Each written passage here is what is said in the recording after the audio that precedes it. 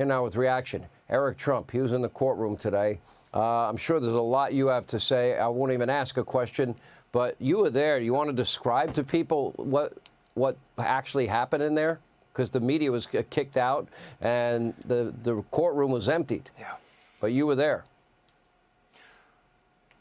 Sean, I've never seen anything like this. I've been by my father's side almost the entire time. I've spent many, many days in the front row of that court, and I've never seen anything like I saw today. You would think that transparency would be important in a court system, in front of a jury, to get to the actual truth. That's normally what you're supposed to do in court.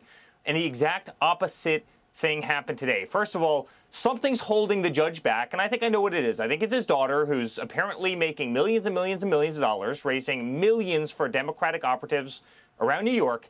Because today it was proven their star witness, Michael Cohen, has lied over and over and over again. He lied to Congress. He lied to Senate. He lied to the Attorney General of New York. He lied in the DA trial in New York. He lied in the Southern District of New York. He lied to his wife. He lied to Judge Palsy, which is the judge that sentenced him. He paid vendors in bags of cash. He stole from our organization. Right? So then we asked the judge for a motion to dismiss after all these lies, after Michael agrees that he lied to all of these people. Right? He's a serial perjurer. He's a serial liar. He can't be trusted. And he is their star witness. We asked for a motion to dismiss, and it just goes nowhere because somebody is holding this judge back. And then when I look at what he did to Bob Costello, he wanted to tell his story. He knows the details of this better than anybody. He met with Cohen. He said over and over and over again that Cohen kept on saying that Donald Trump did absolutely nothing wrong. He has no information on Donald Trump. He did nothing illegal.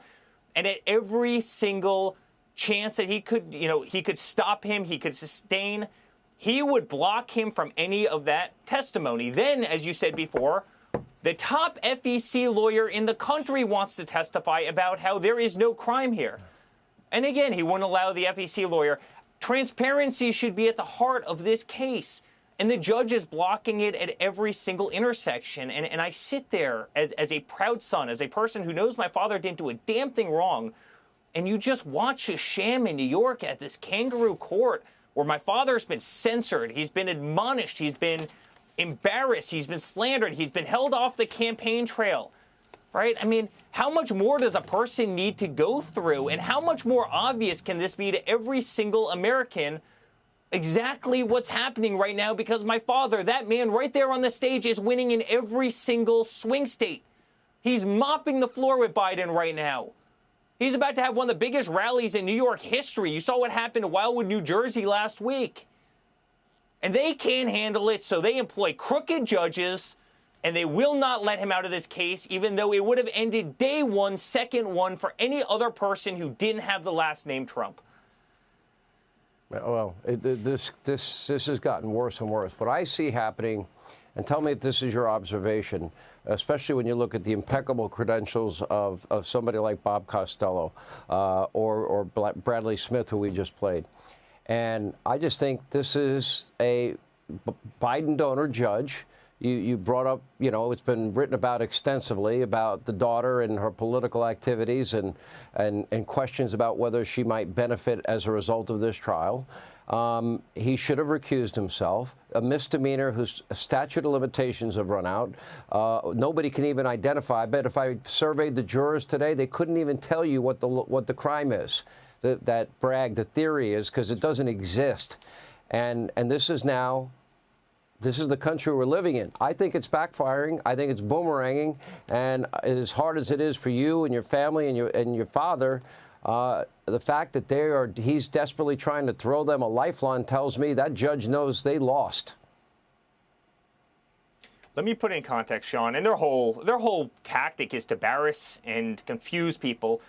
But this is $130,000 from 8 years ago, and they have charged my father with 34 felony counts.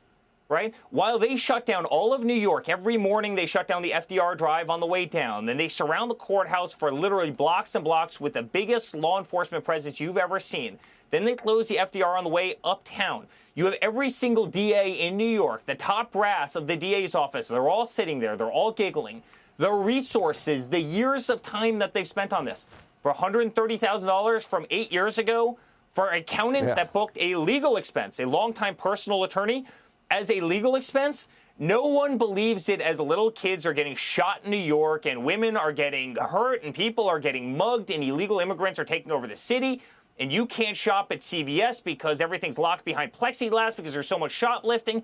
No one believes this. This is legal lawfare. It's been what they've been doing to my father since he came down that escalator.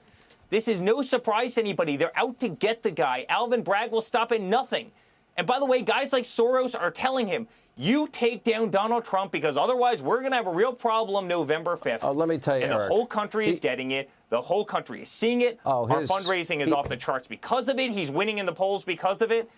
You know, it's a law of adverse consequences. You know, sometimes things that they can't see come back and bite them in the butt, and that's exactly what's happening here. But it's just a shame that that great man right there has to sit through this nonsense. He's a great president. He's a great person. He's a great father. And this country deserves a lot better than this nonsense. Well, I'm going to agree with that last part. This country deserves so much better, and it's sad. All right, Eric, thank you. Hey, Sean Hannity here. Hey, click here to subscribe to Fox News YouTube page and catch our hottest interviews and most compelling analysis. You will not get it anywhere else.